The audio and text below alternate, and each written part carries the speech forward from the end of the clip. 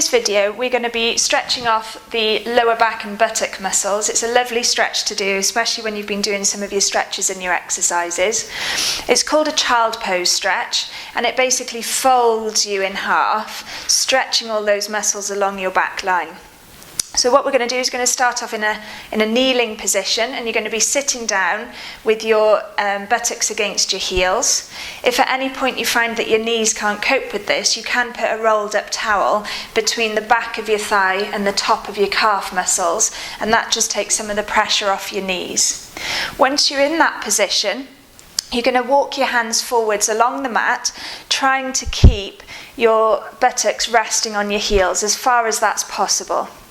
And you can rest here with your forearms down and then bringing your head down onto maybe a yoga block for a little bit of support. So this would be that starting position if you're feeling very, very tight. And it's important to stay in this position for as long as you feel able to, focusing on your breath as you're stretching. So if it's very tight, you can feel that you're fighting against it and your breath is the first thing to go.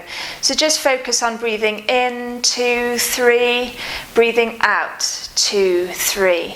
And the more you focus on your breath, the more you'll be distracted from any tension in your back, and eventually that tension will release. So if you just lift your head there, I'll take the block out from underneath you. You can, once you feel a little bit looser, walk those hands forward until they're straight, resting your head then onto the floor. And that would be a deeper child's pose stretch. And just enjoying that pressure release through the back and into the buttocks. And if you feel able to, you can take more of the pressure through your head and just swinging those arms back behind you until they're resting down by your feet. And you want to let the whole of the shoulder region just relax, letting everything feel nice and loose and heavy, not worrying too much about posture or position, just allowing your body weight to rest into that mat. Take some nice deep breaths while you're there and enjoying that position.